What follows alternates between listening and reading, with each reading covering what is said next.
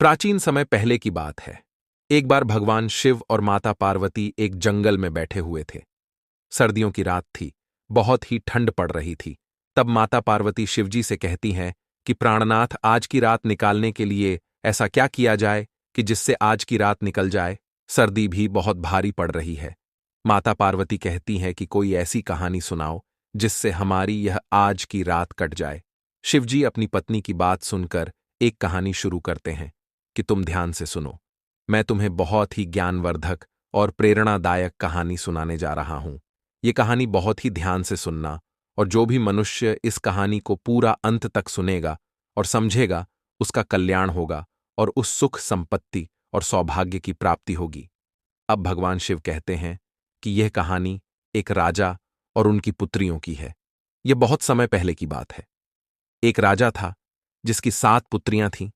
सभी 7 राजकुमारियां बहुत सुंदर थीं, लेकिन जो सबसे छोटी राजकुमारी थी वह बहुत ही सुंदर और समझदार थी। उस राजकुमारी का नाम दुर्गा था, जो अपनी सभी बहनों में सबसे ज्यादा समझदार थी।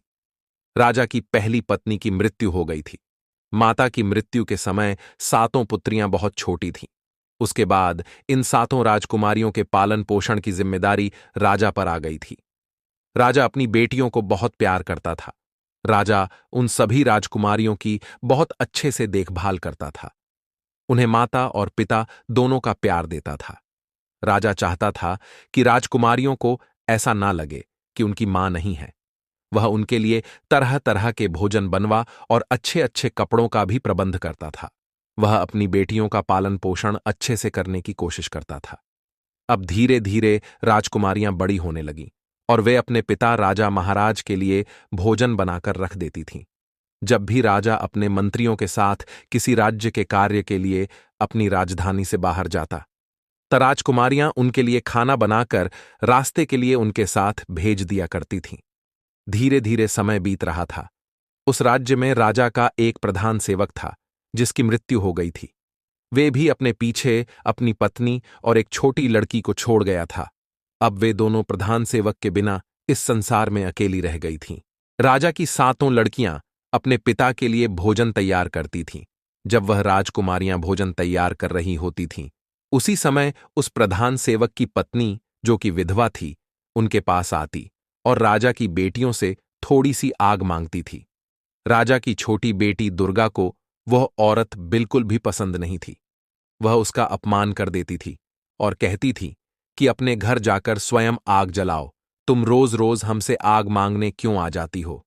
लेकिन उस औरत पर इस बात का कोई असर नहीं होता था।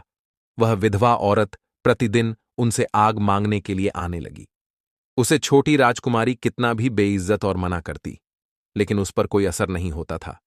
राजकुमारी दुर्गा की जो 6 बड़ी बहनें थीं, वे अपनी छोटी बहन को बहुत समझाती कि दुर्गा, शांत रहा करो। वह महिला बेचारी विधवा है, और यदि हम इसको थोड़ी सी लकड़ी की आग दे देंगी और ये उससे आग जला लेगी तो क्या हो जाएगा। जब देखो तुम उस औरत से लड़ती झगड़ती रहती हो। इसके साथ ही तुम उसको इतना भला बुरा भी सुनाती हो।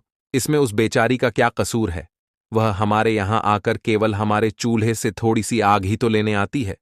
अपनी बड़ी बहनों की बात सुनकर छोटी राजकुमारी कहती है कि कोई बात नहीं, आज तुम्हें मेरी बात समझ नहीं आती, लेकिन देख लेना, एक ना एक दिन यह औरत हमारे लिए बहुत बड़ी मुसीबत पैदा कर देगी। यह सिलसिला इसी तरह चलता रहा। वह औरत रोज उनके घर पर आग मांगने जाती और जैसे तैसे सबसे नजर बचाकर राजा के खाने में राख मिला देती। क्योंकि वह विधवा औरत बड़ी ही अजीब स्वभाव की थी, वह जल्दी जल्दी से राख में लाकर राजा का बना हुआ भोजन खराब कर देती थी। धीरे धीरे राजा को भी अपने खाने में कुछ खराबी महसूस होने लगी थी। वह जानता था कि उसके लिए खाना उसकी बेटियां बनाती है। राजा अपनी पुत्रियां से बहुत अधिक प्रेम करता था, इसलिए वह समझ नहीं पा रहा था कि उसकी पुत्रियां उसके खाने को क्यों बिगाड़ देती हैं। उसे इस बात का विश्वास नहीं हुआ कि आखिर खाना इतना खराब क्यों लगता है। एक दिन राजा ने सोचा कि सच्चाई जानने के लिए मुझे अपनी बेटियों पर नजर रखनी चाहिए, क्योंकि मेरी बेटियां मेरे लिए ऐसा तो नहीं कर सकती हैं कि वे मेरा खाना खराब कर दे। ऐसा सोच विचार करके राजा अपने कक्ष में चला गया। अब राजा जब उसकी पुत्रियां खाना बना रही थीं, तो उन्हें खाना बनाते हुए छिपकर देखने लगा कि मेरी बेटियां किस मकसद के लिए मेरे खाने को खराब करती हैं। ऐसा खराब खाना खिलाकर वे मुझे क्यों मारना चाहती हैं। अपने मन में ऐसा विचार करते हुए राजा अपनी पुत्रियों को देखने लगा, क्योंकि वह अपने पुत्रियों से प्यार भी बहुत करता था। उसने अपनी पुत्रियों को खाना बनाते हुए दीवार के गुप्त झरोखे से देखा। वह जानना चाह रहा था कि मेरी बेटियां कैसे खाना खराब करती हैं।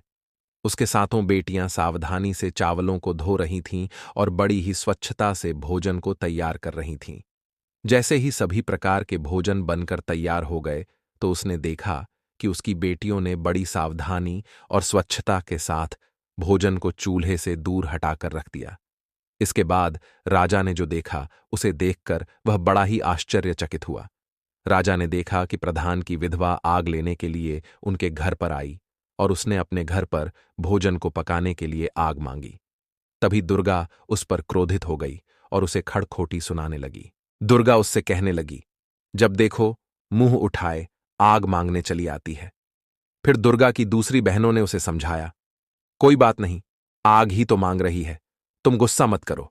जब वे आग लेकर जाने लगीं तो उसने राजकुमारियों की नजर से बचकर सारे खाने में राख मिला दी। इस प्रकार उसने सबसे नजरें बचाकर सारा खाना खराब कर दिया। जब राजा ने देखा कि उसकी बेटियों ने तो बहुत साफ सफाई और बड़े सुंदर तरीके से खाना बनाया था, लेकिन प्रधान की पत्नी ने लकड़ी लेने के बाद खाने के सामान में राख मिला दी है, तो राजा बहुत क्रोधित हुआ और वह अपने राजमहल में दरबार लगाकर बैठ गया। उसने तुरंत अपने आदमियों को प्रधान की पत्नी को पकड़कर लाने के लिए भेज दिया और उनसे कहा कि प्रधान की पत्नी को मेरे सामने शीघ्र पेश करो। विधवा औरत को राजा के दरबार में लाया गया। जब राजा ने उससे सारी घटना के बारे में पूछा तो उस विधवा औरत ने कहा कि महाराज, मुझे क्षमा करें, मैं तो एक खेल खेल रही थी और मैं तो यह देखना चाहती थी कि आप कितने चतुर और समझदार हैं और कैसे इस समस्या का समाधान निकालते हैं। वह औरत महाराज की प्रशंसा करते हुए कहने लगी, महाराज, आप तो बहुत ही न्यायप्रिय और समझदार हो। इस प्रकार उस औरत ने राजा को अपनी मीठी मट्ठी बात में उलझा दिया। उसकी ऐसी बातें सुनकर राजा भी उसकी समझदारी के कारण उस पर अत्यधिक प्रसन्न हो गया और उस पर मोहित भी हो गया। राजा ने उसको दंड देने के स्थान पर उसको रानी बनाने का निर्णय कर लिया और इस तरह उससे विवाह कर लिया। अब वे प्रधान की विधवा पत्नी विवाह करके राजमहल में आ गई। अब वे विधवा से रानी बन गई।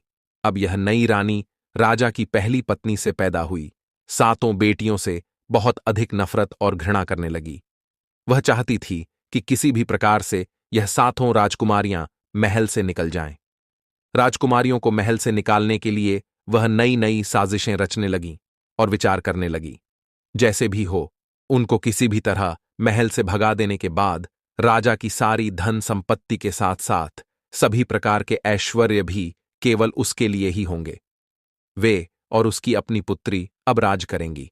वह चाहती थी कि उसकी अपनी पुत्री राजमहल में राजकुमारी बनकर रहे, उसकी अपनी पुत्री को ज्यादा सम्मान मिले। लेकिन राजा पुत्रियां को भी बहुत प्यार करता था। उसको अपनी पुत्रियों के प्रति बहुत ही करुणा और दया थी। राजा अपनी पुत्रियां को बिल्कुल भी दुख में नहीं देख सकता था। दूसरी ओर नई रानी हर प्रकार से राजा की पुत्रियों को दुखी करना चाहती थी। वे उन्हें पूरा दिन कार्यों में लगाए रखती थीं। धीरे धीरे अब वे राजा की सातों पुत्रियों को खाने के लिए भरपेट खाना भी नहीं देती थीं। वे उनको खाने के लिए बहुत ही कम खाना देती थीं और धीरे धीरे वह उनकी दूसरी जरूरतों और सुख सुविधाओं को कम करती जा रही थी। इस तरह सातों बहनों पर हर प्रकार से दुखों का पहाड़ टूट पड़ा। इसके विपरीत जो प्रधान की पत्नी थी, जो अब रानी बन गई थी, तो उसे और उसकी छोटी पुत्री को हर प्रकार की सुख सुविधा दी जाने लगी। वह राजकुमारियों की तरह महल में रहने लगी। महल में रानी अपनी बेटी को राजकुमारी बनाकर रखती और उसे एक राजकुमारी की तरह से ही जीवन जीने के लिए प्रोत्साहित करती है।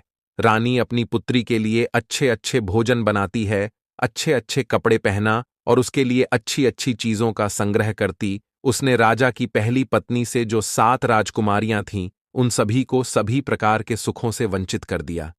सभी बहनें बहुत दुखी और उदास रहतीं। एक दिन बहुत अधिक परेशान होने के कारण वे सातों बहनें महल के बाहर जाकर अपनी मां की समाधि पर जाकर रोने लगीं। वहां जाकर वे अपनी मां से इस प्रकार से कहने लगीं, मां, क्या तुम अपनी बेसहारा, लाचार, बेबस पुत्रियों को नहीं देख सकती हो? हम सब कितनी अधिक दुखी हैं माँ। हमारी सौतेली माँ हम पर कितने जुल्म ढा रही हैं। हम भूख प्यास से तड़प रही हैं। माँ, अब हम क्या करें? धीरे धीरे यह उनका रोज का काम हो गया। दिन में जब भी वह दुखी होती, वह अपनी माँ की समाधि पर चली जाती और रोते हुए अपनी माँ से अपना दुख कहती। एक दिन जब वह सभी अपनी माँ की कब्र पर बैठी हुई रो रही थी और सिसकियां भर रही थीं, तभी उन्होंने देखा कि उनकी माँ की समाधि पर एक बहुत ही सुंदर अनार का पेड़ उत्पन्न हो गया। जल्दी ही वह पौधा पूरी तरह से ताजे, सुंदर और स्वादिष्ट फलों से भर गया। अब वे सभी सातों बहनें उन फलों को खाकर अपनी भूख को शांत करने लगीं। हर रोज जब उनकी सौतेली माँ उनको खाने के लिए पर्याप्त भोजन नहीं देती थी, तो वे सब अपनी माँ की समाधि पर आकर इस तरह से अनार के फलों को खाकर अपनी भूख को शांत करने लगीं। आगे चलकर उन सब बहनों ने अपनी सौतेली माँ के द्वारा दिया जाने वाला घटिया भोजन खाना बंद कर दिया और केवल अनार के फलों को खाकर ही जीवित रहने लगी। क्योंकि वे अनार का वृक्ष एक अद्भुत पेड़ था। उस पेड़ से फलों को जितना अधिक तोड़ा जाता, अगले दिन उससे अधिक पके और सुंदर स्वादिष्ट फल लग जाते, जो इन सब बहनों के लिए भोजन के लिए पर्याप्त होते थे। उन सातों बहनों की सौतेली माँ अब यह सोचने लगी कि यह सातों भोजन भी नहीं करती है और मैं भी इन सातों बहनों को खाने के लिए कुछ भी नहीं देती हूं। मैं इन्हें इतना दुखी करती हूं और सारे दिन इनसे इतना काम करवाती हूं, फिर भी यह सभी इतनी सुंदर और स्वस्थ कैसे दिखाई दे रही है? इनमें से कोई बीमार भी नहीं लग रही और इनकी सुंदरता भी हमेशा बढ़ रही है। यह सब कैसे हो रहा है? जबकि अपनी बेटी को मैं इतना कुछ अच्छा अच्छा खिलाती हूं, तब भी वह इनके आगे बदसूरत लगती है। इस तरह से अब सातों राजकुमारियां अपनी मां की समाधि पर जातीं, सुंदर स्वादिष्ट अनार के पके फलों को खातीं और अपनी मां का इसके लिए धन्यवाद करतीं। जब उनकी सौतेली मां से रहा नहीं गया, तो उसने इसका रहस्य जानने की सोची और एक दिन उनकी सौतेली मां ने अपनी बेटी को उनका पीछा करने के लिए कहा। आप जब राजा की सातों बेटियां पूरा काम निपटाकर जैसे ही बाहर जाने लगीं, तब उनकी सौतेली मां की बेटी उनका पीछा करते हुए उस समाधि के पास पहुंच गई और उसने देखा कि सातों की सातों बहनें अनार के पके हुए फलों को इकट्ठा कर रही हैं। अब दुर्गा ने उसे देख लिया और उसे देखकर दुर्गा ने अपनी दूसरी बहनों से कहा कि तुम सब क्या देख रही हो? यह लड़की हम सब का पीछा कर रही है, हम सबको देख रही है। चलो, हम मिलकर इसको यहां से भगा देते हैं, इन अनार के फलों को छुपा देते हैं, नहीं तो यह यहां से जाकर सारी बातें अपनी मां को बता देगी और यह हमारे लिए बहुत बड़ी परेशानी पैदा कर सकती है। लेकिन दुर्गा की दूसरी बहनों ने कहा, अरे नहीं नहीं दुर्गा, तुम इतनी अधिक परेशान मत हो। ये लड़की तो निर्दोष है, इसकी मां हमें कष्ट देती है तो इसमें इसका क्या कसूर है? ऐसा कहकर वे उसे अपने पास बुला लेती हैं और उसको भी खाने के लिए कुछ अनार दे देती है। अब वह लड़की अपने घर आकर अपनी मां से कहती है कि मां, ये सभी कोई भूखी नहीं रहती है। इनकी मां की समाधि पर एक अनार का पेड़ है। यह सभी उस पेड़ से अनार के फल तोड़कर खाती है और उस पौधे के अनार बहुत ही ज्यादा स्वादिष्ट है, अद्भुत है। ऐसा मीठा फल अपने जीवन में मैंने आज तक कभी नहीं खाया। बेटी के मुख से ऐसी बातें सुनकर रानी बहुत गुस्से में आ गई और वह सोचने लगी कि अब मैं इन्हें वहां से फल खाने से कैसे रोकूं। अगले दिन उसने अपना पूरा समय अपने कक्ष में ही बिताया। राजा ने अपने कक्ष में आकर रानी से पूछा कि रानी, तुम्हारे दुख और उदासी का क्या कारण है? रानी ने राजा से कहा कि मेरे सिर में बहुत दर्द है और ऐसा लगता है कि जैसे यह दर्द मेरी जान ले लेगा। अगर कोई मुझे मेरे इस दर्द से मुक्त कर सकता है, तो वह अनार का सुंदर पेड़ है जो तुम्हारी पहली पत्नी की समाधि पर है। वह अनार का पेड़ ही मेरा यह दर्द दूर कर सकता है। राजा के पूछने पर उसने कहा कि उस पेड़ को उखाड़कर उसकी जड़, उसके तने और साथ में उसके पत्तों को पानी में उबालकर जो जल तैयार होगा, उस उबले जल से मेरे सिर की मालिश करने पर और मेरे द्वारा उसका सेवन करने पर मेरे सिर का दर्द ठीक हो जाएगा। रानी की बात मानकर राजा ने उसी समय अपने नौकरों को अपनी पहली पत्नी की समाधि पर भेजा और कहा कि समाधि पर जो अनार का पेड़ है, उसको तना और पत्तों समेत लेकर मेरे पास यहां लेकर आओ। सेवकों ने तुरंत राजा की आज्ञा का पालन किया और उस सुंदर अनार के पौधे को जड़ सहित उखड़ कर ले आए। जैसे रानी ने बताया था। ठीक उसी प्रकार राजा ने सेवकों के द्वारा उस पौधे को जल में उबालकर रानी के लिए उसे औषधि के रूप में तैयार करवा दिया। उससे रानी के सिर की मालिश की गई और उसका सेवन करवाया गया। सेवन करने के बाद उस क्रूर रानी ने राजा से कहा कि अब मैं बिल्कुल ठीक हो गई हूं और बहुत अच्छा महसूस कर रही हूं। आपने मेरे लिए इतना सब कुछ किया, इसके लिए आपका बहुत धन्यवाद। तब राजा ने कहा कि नहीं रानी, यह तो मेरा हक है। जब अगले दिन सातों बहनें अपनी मां की समाधि पर गईं, तो उन्होंने देखा कि वहां समाधि पर से अनार का वह सुंदर पौधा गायब हो चुका है। यह देखकर वह सभी परेशान हो गई और उन्होंने बहुत दुखी होकर रोना शुरू कर दिया। वे सोचने लगीं कि अब वहां मां की समाधि पर अनार का पेड़ भी नहीं है। वे कहां जाएंगी और क्या खाएंगे? अनार का पेड़ न होने के कारण अब वे सभी फिर से भूखी मरने लगेंगी। दुखी होकर वे अपनी मां से प्रार्थना करने लगीं। तभी उन्होंने देखा कि अनार के पेड़ के स्थान पर एक छोटा सा तालाब बन गया, जो मक्खन जैसे पदार्थ से भरा हुआ था, जो जल्द ही सफेद ठोस रोटी की तरह बन गया, जिसको रोती हुई सभी बहनों ने बहुत ही आश्चर्य के साथ देखा। यह देखकर सभी बहनें बहुत खुश हुईं और उसमें से कुछ रोटी को ले खाने लगीं, जो खाने में बहुत ही अधिक स्वादिष्ट थी और उन्हें बहुत पसंद भी आई। अगले दिन भी वही हुआ और इसके बाद अब रोजाना यही होने लगा। हर रोज सभी राजकुमारियां अपनी मां की समाधि पर जातीं और देखती कि एक छोटे से तालाब में पहले मक्खन बनता है, फिर वह मक्खन रोटी का रूप ले लेता है और उस रोटी को खाकर वह सब अपनी भूख को शांत कर लेती। अनार का पेड़ उखड़ जाने के बाद भी सातों राजकुमारियों की पहले जैसी हालत देखकर रानी परेशान हो गई। उस दुष्ट रानी ने अपनी पुत्री को बुलाकर कहा, मुझे पता नहीं यह क्या हो रहा है। मैंने तो उस अनार के पौधे को नष्ट कर दिया है जो रानी की समाधि पर उगा था, फिर भी वे सब लड़कियां बिल्कुल भी दुखी नहीं लगती। ना ही वह उदास है और ना ही वह दुबली पतली हुई है। फिर वह अपना भोजन कहां से खाती है, क्योंकि महल में जो भोजन मैं उन्हें देती हूं उसे तो वह खाती नहीं है। इसलिए तुम फिर से उनका पीछा करके पता लगाओ। रानी ने अपनी पुत्री से कहा कि वह उन पर नजर रखें और देखें कि क्या माजरा है। पहले की तरह अगले दिन भी सातों बहनें अपनी मां की समाधि पर चली गईं और जब वे वहां जाकर मक्खन से बने रोटी को खा रही थी, तभी सबसे पहले दुर्गा ने सौतेली मां की बेटी को देखा, जो छुपकर उन पर नजर रख रही थी। उसने अपनी बहनों से कहा कि देखो, यह लड़की दोबारा यहां पर आ गई है और हम पर नजर रख रही है। चलो, हम इस तालाब को ढक लेते हैं जिससे वह इस तालाब को नहीं देख सके। अगर हमने अपनी रोटी का छोटा सा टुकड़ा भी इसको दिया तो यह जाकर अवश्य ही अपनी दुष्ट मां को बता दे और यह हमारे लिए दुर्भाग्य की बात होगी, क्योंकि वह दुष्ट रानी फिर से कोई ना कोई षड्यंत्र रचेगी। दुर्गा की बड़ी बहनों ने समझा कि दुर्गा बिना किसी बात के उस बेचारी पर संदेह कर रही है, इसलिए उन सब ने उसके सुझाव पर बिल्कुल भी ध्यान नहीं दिया और उसके विपरीत इन्होंने प्रधान की पुत्री को भी स्वादिष्ट रोटी खाने के लिए दे दी, क्योंकि राजा की 6 बेटियां बिल्कुल भी भोली भाली थीं। इसीलिए जब दुर्गा उनको कुछ कहती थी तो उनके कुछ भी समझ में नहीं आता था और वह सोचती थी कि यह छोटी है, इसीलिए इसे कुछ ज्यादा ही संदेह हो रहा है। जब उनकी सौतेली मां को सातों राजकुमारियों के बारे में यह रोटी वाली बात पता चली तो वह क्रोध से बहुत लाल पीली होने लगी और उसके साथ ही उसने अपने नौकरों को बुलाकर कहा कि अभी जाओ, रानी की समाधि को वहां से उखाड़ दो और उसके पास में जो छोटा सा तालाब है उस तालाब को कूड़ा करकट आदि से भरकर नष्ट कर दो।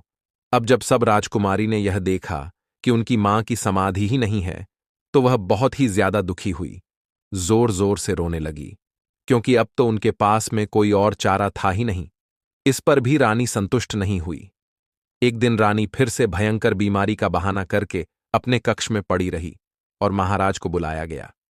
महाराज ने आकर रानी की बीमारी का कारण जानना चाहा। राजा ने कहा कि चाहे मेरा सारा साम्राज्य बिक जाए, लेकिन मैं तुम्हारी बीमारी को ठीक करने के लिए तुम्हें अच्छे से अच्छे वैद्य को दिखाऊंगा और तुम्हें बिल्कुल ठीक कर दूंगा। लेकिन वह रानी तो अपनी चाल चल रही थी, वह तो स्वभाव से ही दुष्ट थी। तो वह दुष्ट रानी कहने लगी कि इतना कुछ करने की जरूरत नहीं है, मेरे जीवन को तो केवल तुम्हारा एक छोटा सा कार्य ही बचा सकता है। राजा ने कहा, तुम कहो तो सही, जो तुम कहोगी मैं उसे अवश्य पूरा करूंगा, इसके लिए मैं तुमसे प्रतिज्ञा करता हूं। फिर रानी ने कहा, मेरे जीवन को बचाने के लिए तुम एक कार्य कर दो। आपके जो पहली पत्नी से 7 राजकुमारियां हैं, आप उनकी हत्या कर दो, और उनकी हत्या करने के बाद उनका खून मेरे सर और मेरी हथेली पर लगाना। इस तरह से उनकी मृत्यु से मेरा जीवन बच जाएगा। इन शब्दों को सुनकर राजा दुख से भर गया। उसके पैरों के नीचे से जैसे जमीन ही गायब हो चुकी थी। वे मूर्छित सा होकर गिरने वाला हो गया। लेकिन फिर भी राजा ने अपने आप को संभाल लिया, क्योंकि राजा को अपनी प्रतिज्ञा टूटने का भय था और वह अपनी बेटियों को अपनी जान से ज्यादा प्यार करता था। फिर राजा ने अपना मन को कठोर कर किया और राजकुमारियों की तलाश करने लगा। फिर राजा ने अपनी 7 राजकुमारियों को अपनी मां की समाधि पर बैठे देखा। राजा उनके पास पहुंचा तो उसने देखा कि उसकी 7 पुत्रियां अपनी मां की समाधि के पास बैठकर रो रही थीं। अपने पुत्रियों की ऐसी हालत देखकर राजा कांप हृदय का उठा, क्योंकि वह अपनी बेटियों से बहुत ही प्रेम करता था। एक तरफ उसकी रानी की इच्छा और राजा की प्रतिज्ञा, और दूसरी तरफ उसकी बेटियों का जीवन उसे समझ नहीं आ रहा था कि वह क्या करे। अब राजा को कुछ कुछ समझ में आ रहा था कि उसकी बेटियां सौतेली मां के साथ खुश नहीं हैं और सौतेली मां भी उन्हें खुश नहीं रख पा रही है। अपने पुत्रियों के पास पहुंचकर राजा प्रेमपूर्वक अपनी पुत्रियों से बोला कि तुम मेरे साथ इस महल से बाहर जंगल में चलो। पिता की बात मानकर वह सभी उसके साथ चल पड़ी। वह उन सभी को लेकर जंगल की ओर चल दिया। जंगल में कुछ दूर जाकर एकांत में राजा ने आग लगाई और उन सबके लिए कुछ चावल को पकाकर उनको खाने के लिए दिया। दोपहर का समय था। इस समय बहुत अधिक गर्मी हो रही थी, जिसके कारण सभी 7 बहनें खाना खाने के बाद गहरी नींद में सो चुकी थीं। जब राजा ने देखा कि 7 बहनें सो चुकी हैं, तो वह चोरी से छुपकर उन लड़कियों से निगाह बचाकर वहां से भाग गया। उन सबको गहरी नींद में सोते हुए राजा ने वहीं पर छोड़ दिया। राजा अपने मन में यह सोचकर खुश था कि चलो, हमारी पुत्रियां जहां कहीं भी रहेंगी, कम से कम जीवित और ठीक तो रहेंगी। वे अपनी सौतेली मां के अत्याचारों से तो बची रहेंगी, या कहीं जाकर अपना जीवन गुजार लेंगी। साथ ही उसने भगवान से प्रार्थना की कि वे इस एकांत जंगल में उसकी पुत्रियों को भूखे प्यासे किसी जानवर के भोजन के रूप में मृत्यु को प्राप्त हो जाने से बचाए। राजा इस प्रकार सोचते हुए और बार बार भगवान से प्रार्थना करते हुए वहां से चला गया। राजा ने वापस आते समय जंगल में एक हिरण को मारा और उसके खून को लेकर महल में वापस आ गया। उसने रानी के सिर और हथेली पर उस हिरण के खून को लगा दिया। उस क्रूर रानी ने सोचा कि राजा ने सच में 7 राजकुमारियों को मार दिया है। उसने राजा से कहा कि अब वह बिल्कुल ठीक महसूस कर रही है। उधर जंगल में राजा के चले जाने के बाद 7 बहनों की नींद खुल गई। उन्होंने अपने आप को घने जंगल में अकेले पाया। जब उन्होंने अपने चारों तरफ भयंकर जंगली जानवरों की आवाजों को सुना, तो उन आवाजों को सुनते ही वे डर कर कांपने लगीं। उनका पूरा शरीर भय से कांपने लगा, जिसके कारण वे सब रोने और चिल्लाने लगीं। अपने आप को वहां अकेला पाकर वह अपनी पूरी शक्ति लगाकर अपने पिताजी को पुकारने लगी। उन्हें आशा थी कि उनकी आवाज को सुनकर उनके पिता जरूर आएंगे, लेकिन उन सबको ऐसा करते हुए बहुत समय गुजर गया, लेकिन राजा नहीं आए। उन सबको अपनी आवाज के सिवाय ऐसा सुनाई दे रहा था, वहां पर इसके अतिरिक्त वहां कुछ नहीं था। ठीक उसी दिन उस जंगल में एक दूसरे पड़ोसी राज्य के साथ राजकुमार वहां शिकार खेलने के उद्देश्य से आए थे। जब वे सब अपने राज्य के लिए प्रस्थान कर रहे थे, तब उन राजकुमारों में से सबसे छोटे राजकुमार ने अपने भाइयों को रोकते हुए कहा कि भाई, जंगल में जरूर कोई फंसा हुआ है और हम सबको उनकी सहायता करने के लिए चलना चाहिए। शायद वे किसी को पुकार रहे हैं। अब सब लोग यहीं ठहर जाओ। मैं समझता कोई रो रहा है और किसी को बुला रहा है। क्या तुम सब इस आवाज को नहीं सुन रहे? चलो उस दिशा में चलते हैं जहां से यह आवाज आ रही है और तलाश करते हैं कि यह कौन है। इस तरह से छोटे राजकुमार ने अपने 6 भाइयों को बताया, तो 7 राजकुमारों ने जंगल को डरते हुए अपने रथों को उसी दिशा में दौड़ा दिया जिस दिशा से वह रोने की आवाज आ रही थी।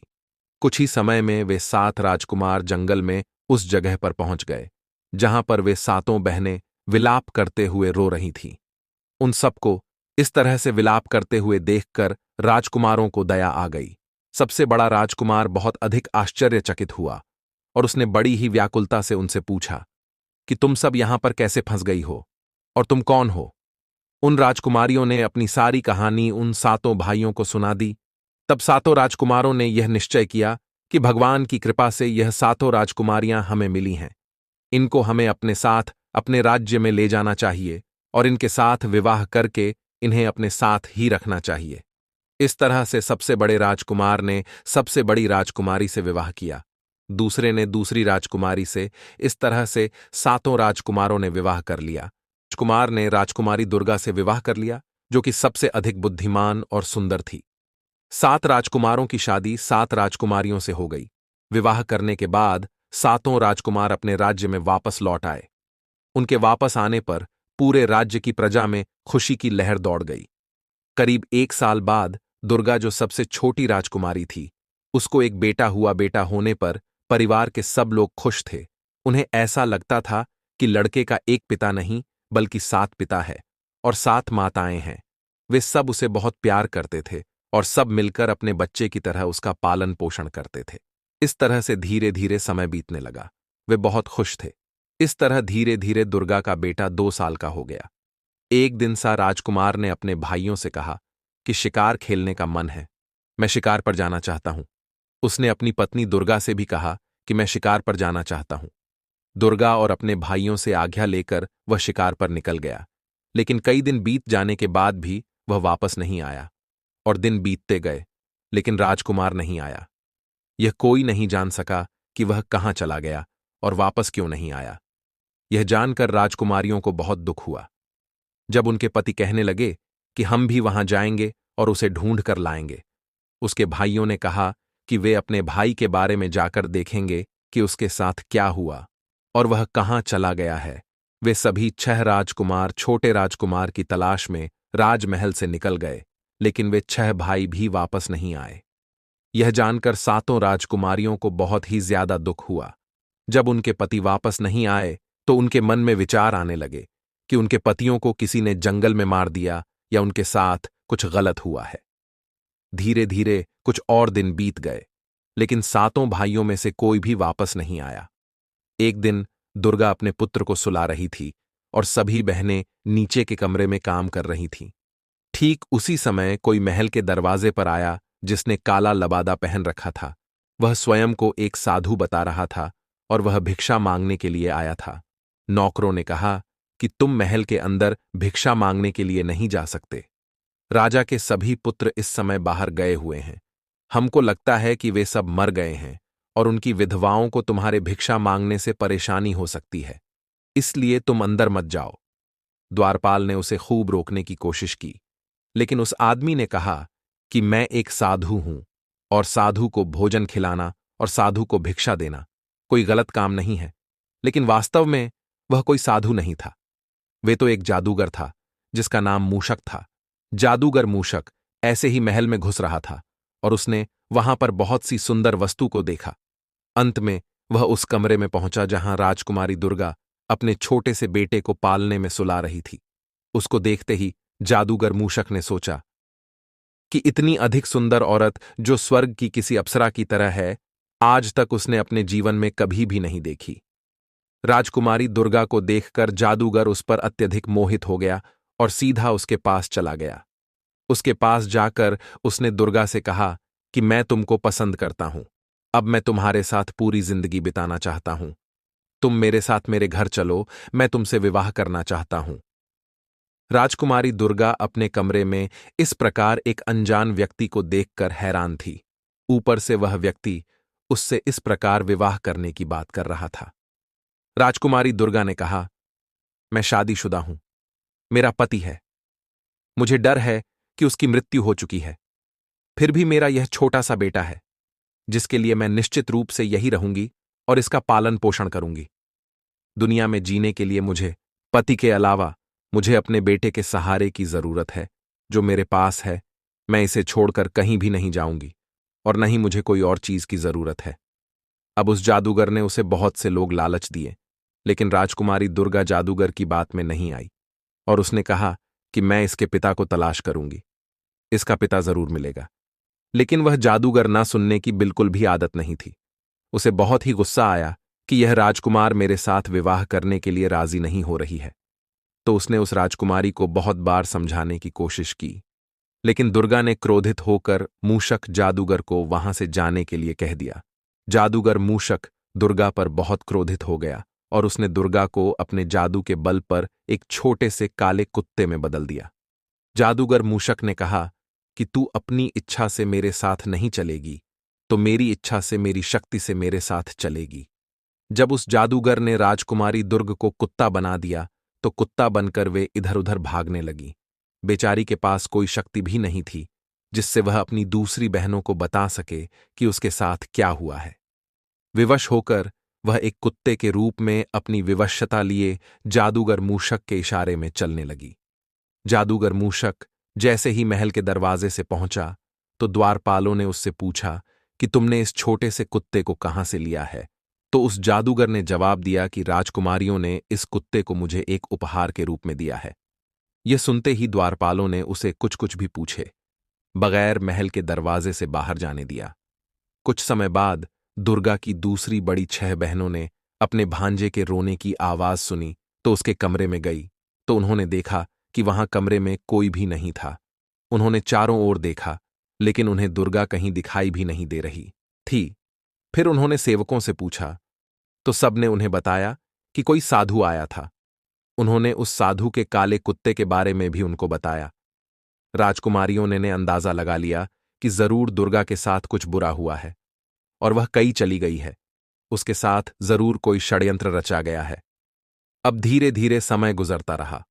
दुर्गा के पुत्र को 6 मौसियों ने मिलजुल कर पाल लिया और वह अब 14 साल का हो गया था।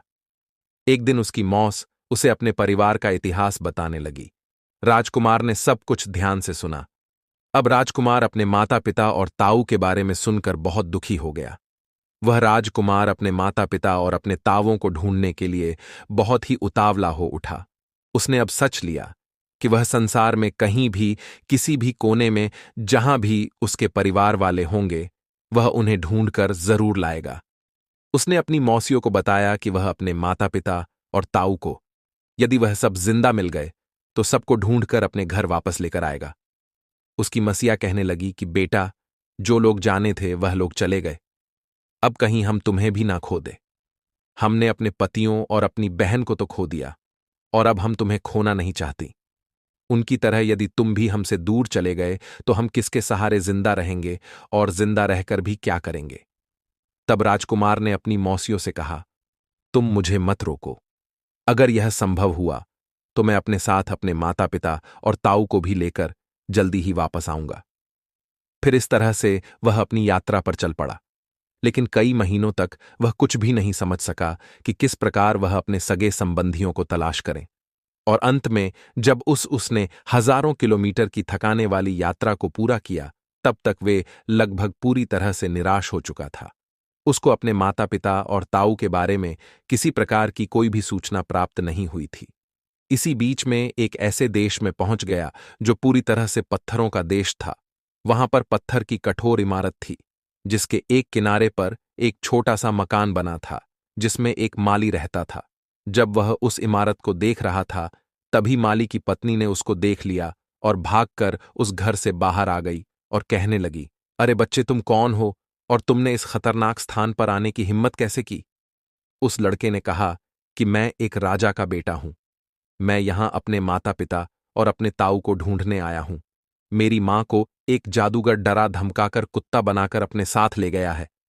उसकी बात सुनकर माली की पत्नी ने कहा कि यह देश और यह स्थान एक महान जादूगर का ही है। उसके पास हर प्रकार की शक्ति, जो भी व्यक्ति उसकी आज्ञा का उल्लंघन करता है या उसका अपमान करता है, उसको वह अपनी जादू की शक्ति से पत्थर या पेड़ बना देता है।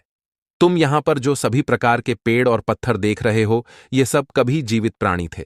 इन सबको हमारे मालिक जादूगर ने अपनी शक्ति से इस रूप में बना दिया है। कुछ समय पहले एक राजा यहां आया था। उसके कुछ समय बाद उसके 6 भाई भी यहां पर आए थे।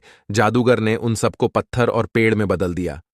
केवल यही लोग दुर्भाग्यशाली लोग नहीं थे।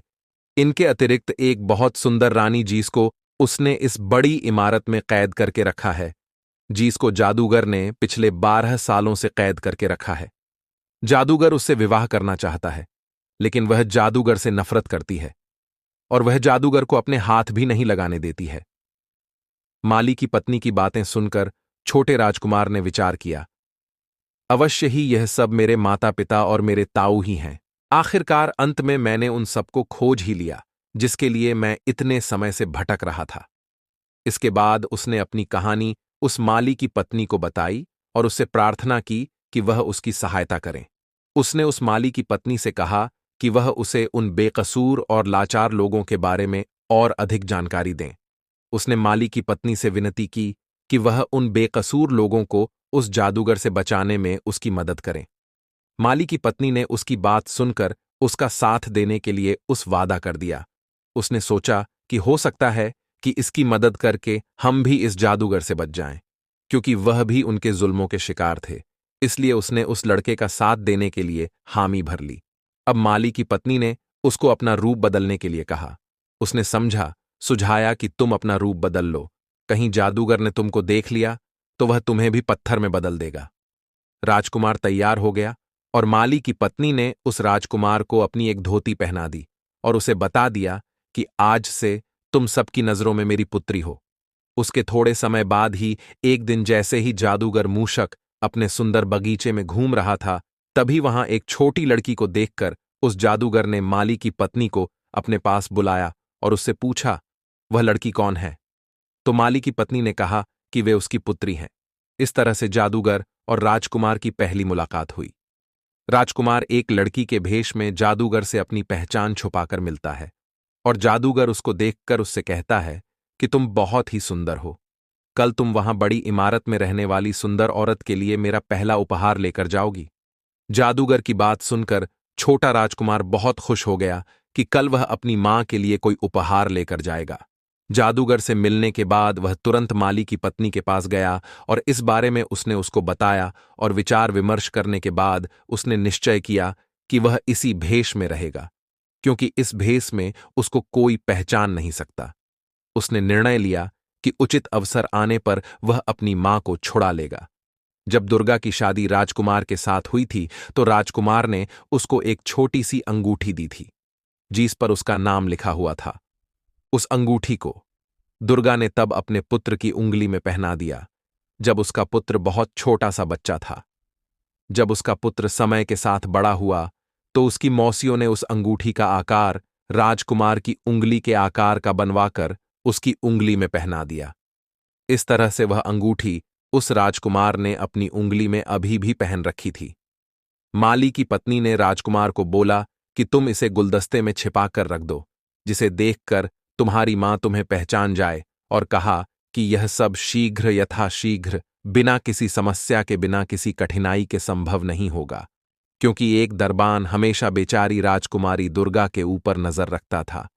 कैद में होने के कारण उसकी हर समय सख्ती से निगरानी रखी जाती थी कि पुत्री के रूप में राजकुमार को हर रोज फूलों का गुलदस्ता जादूगर की तरफ से अपनी मां तक पहुंचाने का मौका मिल चुका था।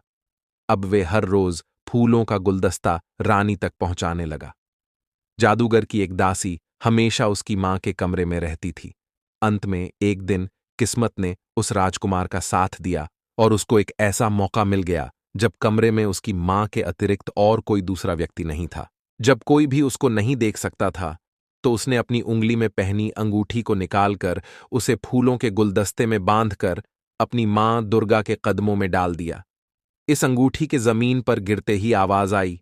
जैसे ही दुर्गा ने उस फूल के गुलदस्ते की ओर ध्यान न दिया, दुर्गा ने देखा कि इन फूलों के अंदर ऐसा क्या है जो यह विचित्र आवाज कर रहा है।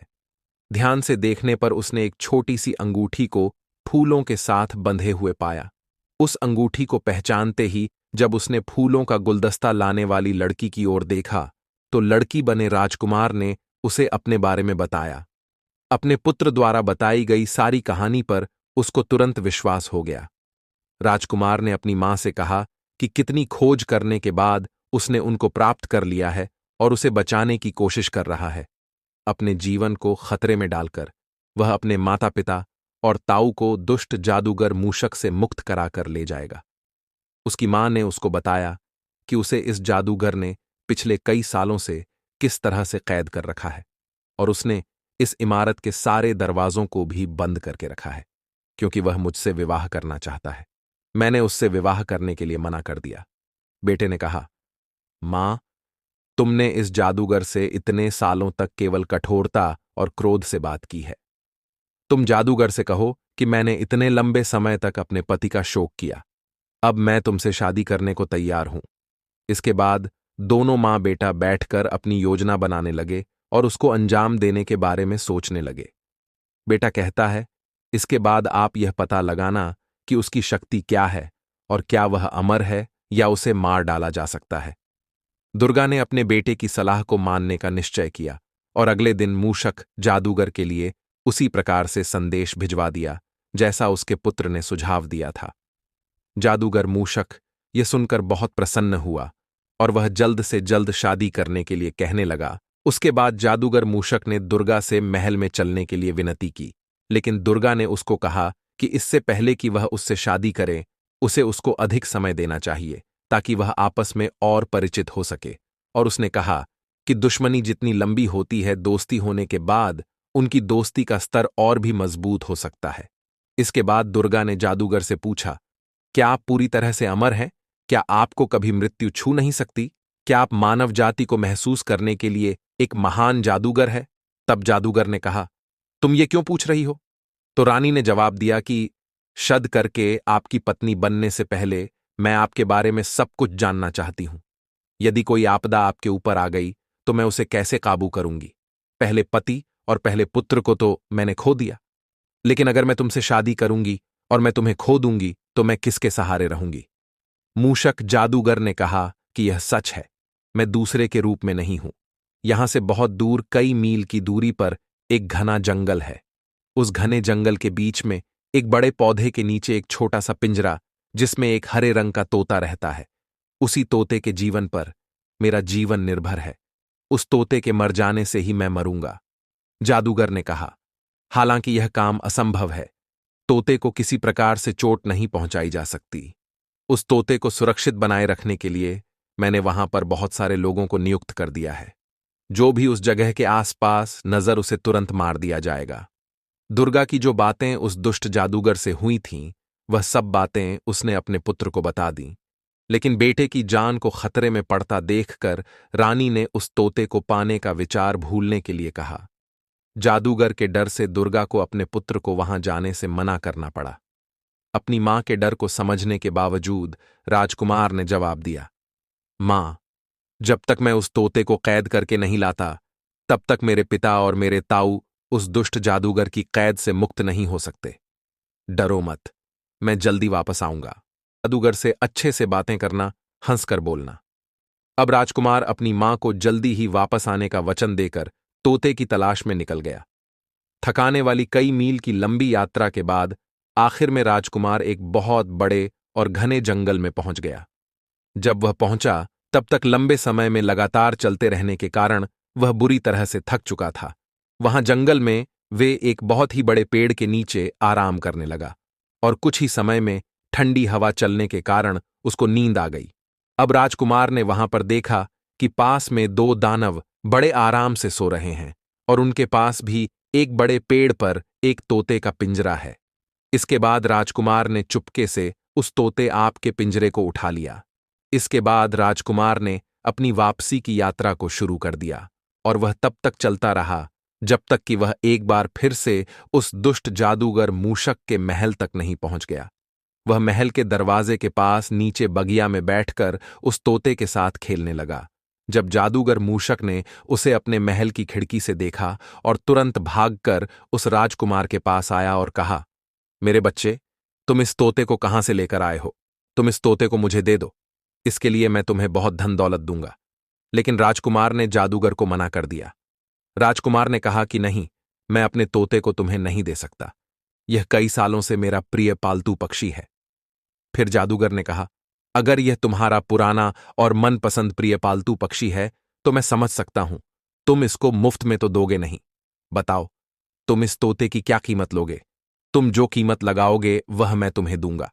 राजकुमार ने कहा कि साहब, मैं अपने प्यारे तोते को नहीं बेच सकता। इसलिए जादूगर मूषक बहुत अधिक भयभीत हो गया और उसने कहा, तुम इसके बदले में मुझसे कुछ भी ले सकते हो, बस तुम मुझे यह तोता दे दो। जादूगर की यह बात सुनकर राजकुमार उससे बोला कि चलो ठीक है, अगर तुम इसके बदले कुछ देना ही चाहते हो तो मैं भी यह तोता तुम्हें दे दूंगा। राजकुमार की बात सुनकर जादूगर खुश होते हुए बोला, ठीक है, बताओ तुम्हें क्या चाहिए, मैं तुम्हें जरूर दूंगा। अब राजकुमार ने कहा, सबसे पहले तुम उन 7 राजकुमार राजाओं को मुक्त करो जिसको तुमने पत्थर और वृक्ष बना रखा है। जादूगर ने कहा, ठीक है, तुम्हारी इच्छा पूर्ण होगी, तुम मुझे केवल यह तोता दे दो। इसके बाद दुर्गा के पति समेत दूसरे 6 राजा अपने प्राकृतिक रूप में आ गए। फिर मूषक जादूगर ने कहा कि देखो, मैंने इन्हें फिर से ठीक कर दिया है, अब तो मुझे तोता दे दो। लेकिन उस राजकुमार ने कहा, इतनी जल्दी भी क्या है, पहले तो उन सभी लोगों को आजाद करो जिनको तुमने अपनी कैद में कर रखा है। अब जादूगर मूषक ने कहा, ठीक है। इसके बाद जैसे ही जादूगर ने अपने हाथ को घुमाया, सबके सब प्राणी जो कि पत्थर और वृक्ष बने हुए थे, सब अपने अपने प्राकृतिक शरीर में आ गए। इसके बाद वे पूरा बगीचा, जो कुछ समय पहले पत्थरों और वृक्षों से भरा हुआ था, चारों तरफ मानव जीवन की खुशबू से महकने लगा। वहां चारों तरफ इंसान ही इंसान नजर आने लगे, जो कि सब जीवित होकर सांसें लेने लगे।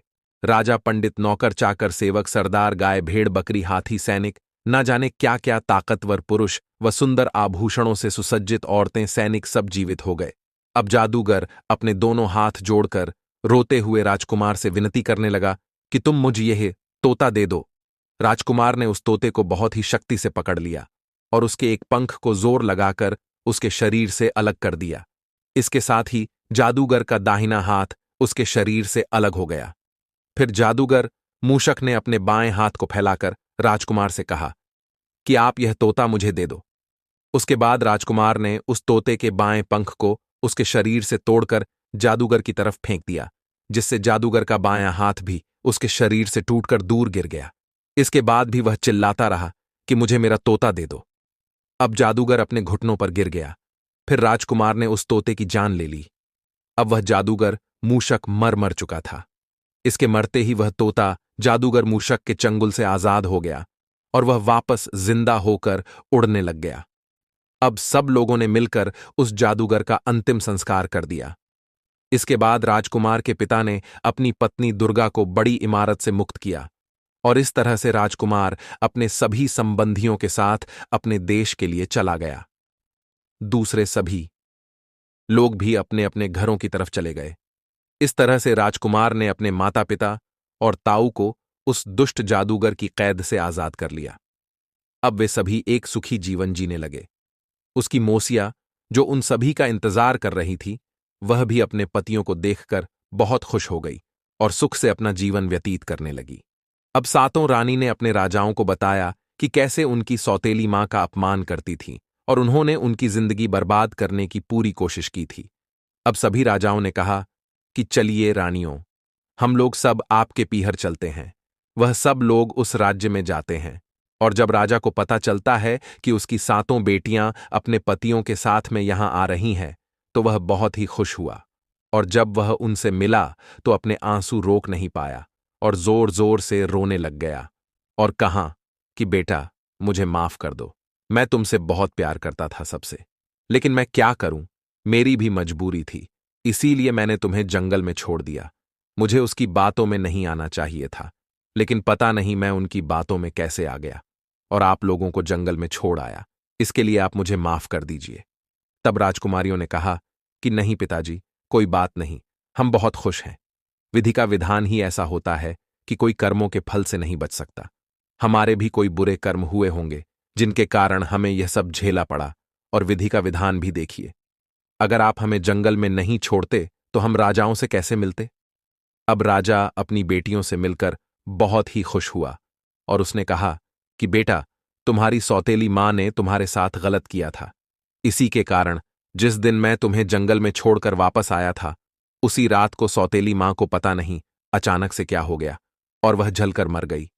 उसके भी बुरे कर्म उसको हाथों हाथ ही मिल गए थे। मैंने तुम सभी को ढूंढने की बहुत कोशिश की थी, लेकिन तुम मुझे कहीं पर भी नहीं मिली। तब वह राजा अपनी 7 राजकुमारी के गले लग जाता है और बहुत ही खुश होता है। तभी मित्रों कहते हैं कि कभी किसी के साथ धोखा नहीं करना चाहिए और ना ही किसी चीज का घमंड करना चाहिए और ना ही कभी किसी को सताना चाहिए।